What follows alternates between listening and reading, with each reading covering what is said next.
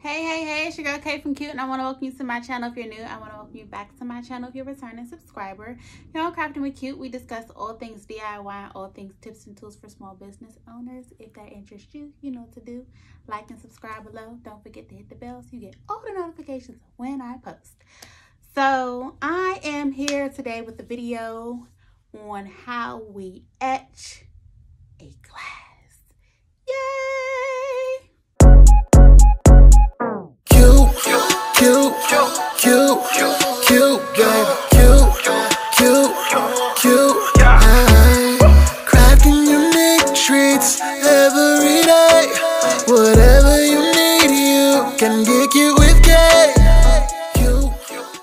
All right, let's get into our supplies.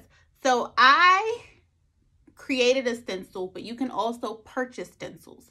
If you are creating a stencil, you're going to need a ruler, an iPad, or a computer. I shouldn't say iPad. I should say a tablet because some people don't use Apple. I'm team Apple, Apple everything. But you're going to need your tablet or a computer so that you can use the program Design Space. So you need the program Design Space. You're going to need your cutting board for the Cricut. You're going to need a Cricut.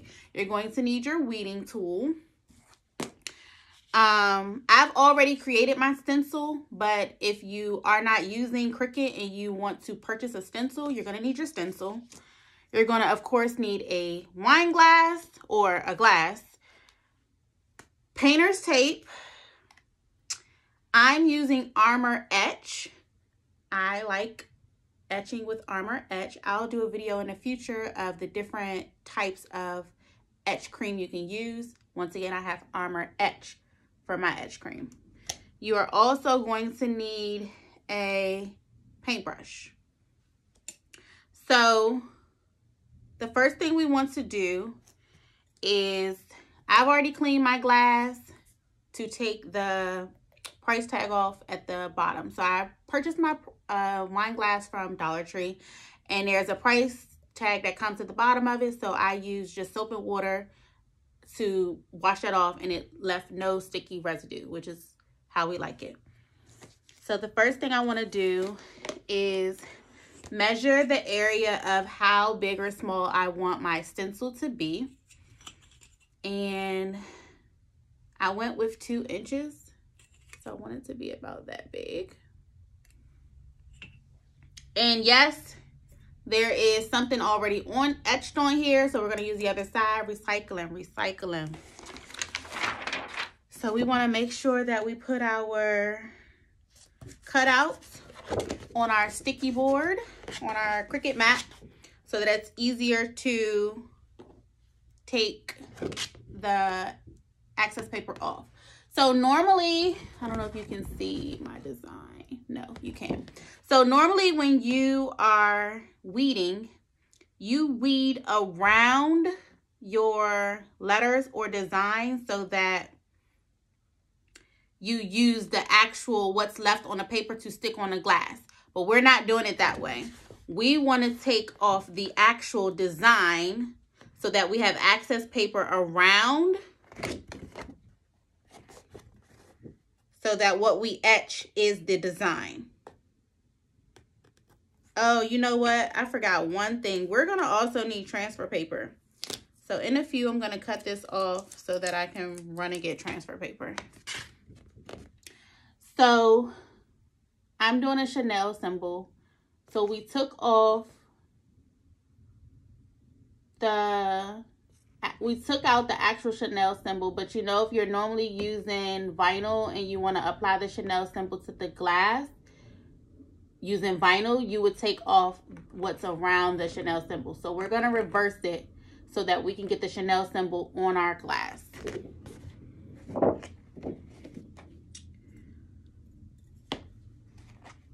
Oh, and that's when we need contact paper. Be right back. All right, I'm back.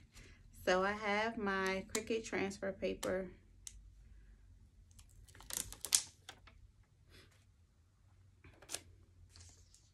In order to get my stencil off. So I'm gonna rub this on pretty good so that I can take the back layer off. You just want to take the back layer off of your stencil.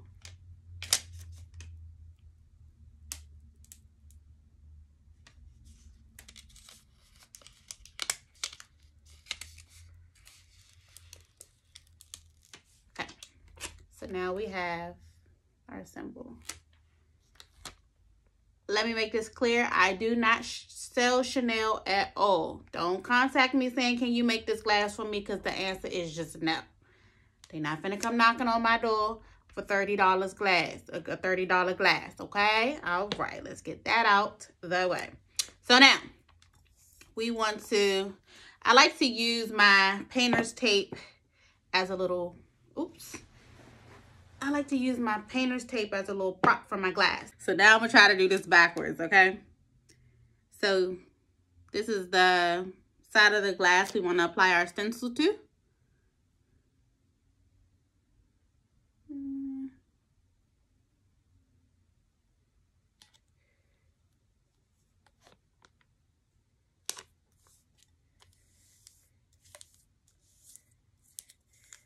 All right. So it's Cricut, sorry, trying to make sure you see it. I'm gonna turn it around for one. Oh no, once it's on this, on there. So it's gonna come out a little Cricut, but it's okay. Cause like I said, I ain't selling this. I'm not even gonna use this. It's gonna go in the trash when I'm done with it. I saved a glass that I had already messed up on just to show you all. So you want to make sure that around the area that you want etched in the glass is smooth out. There are no creases. I don't know if you can see this lump. That's a lump. We want to get rid of that. And how I found the best way to get rid of that is to use your fingernail to smooth it out. And I say that because if you leave any part of your design raised or any part of the access paper raised, the etch cream may get in that crease and etch that part of the glass too. And you don't want that. And I'll show you some cups I messed up on so you can see how big of a difference it will make with that one little mistake. So I'm just going around my access paper, making sure it's completely flat.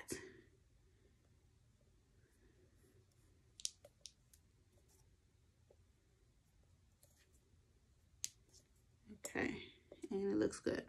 Once it's completely flat, you want to then remove your transfer paper, and you have another opportunity to make sure it is flat.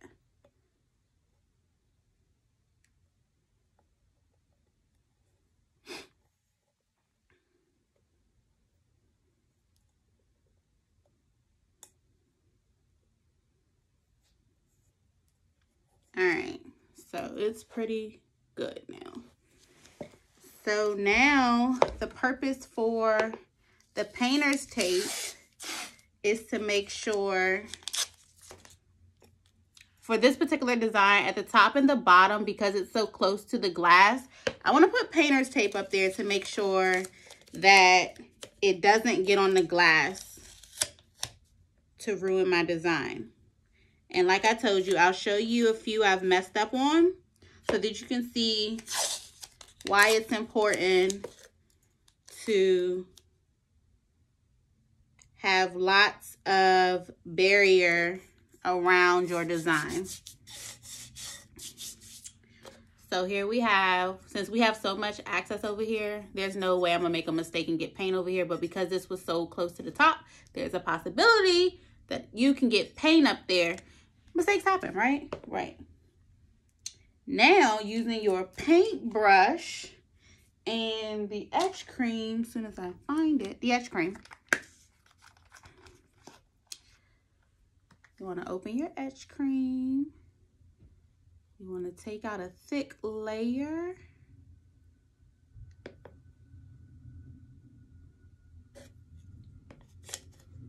And just start applying it to the glass.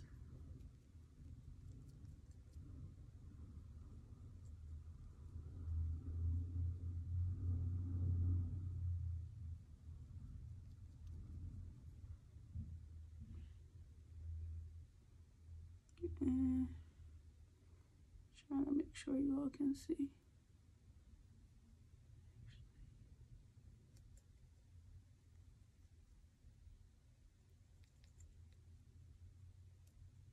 All right.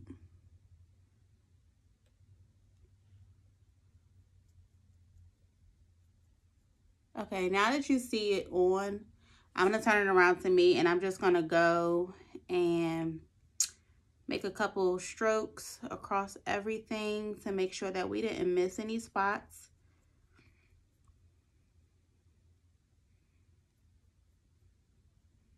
And I usually go in different directions.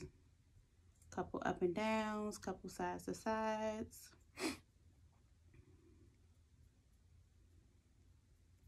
Once I finish applying, then I can start removing the excess paint or cream and putting it back in the jar so that we'll have some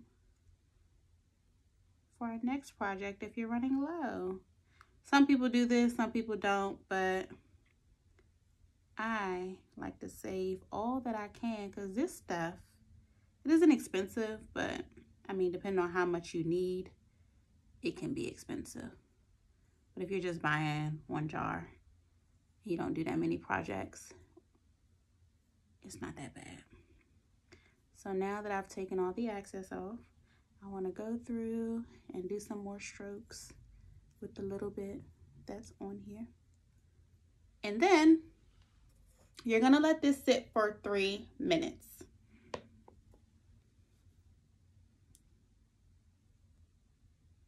Set a timer for 3 minutes. All right. Timer set for 3 minutes. 3 minutes. Oh. Counting down. Countdown started. I was trying to show y'all, but I couldn't turn it around. So I'm going to turn this off and clean up my mess over here and meet you in the kitchen. All right, so we have our glass. So now we want to turn on the water. And remove everything. Well, remove the tape first.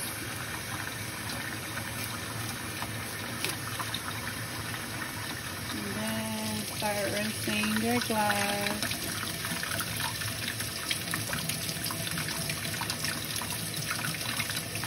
And after you've done that, it is safe to remove your stencil, vinyl, whatever you have.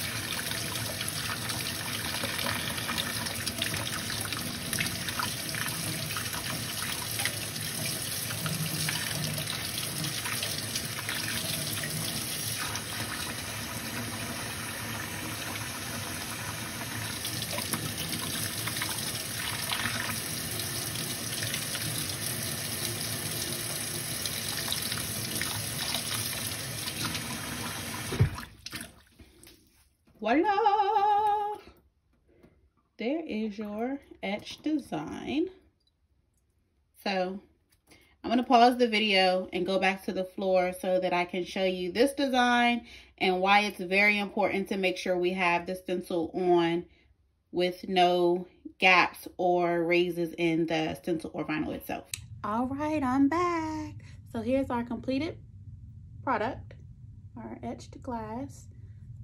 And scratch, it's there, it's etched forever.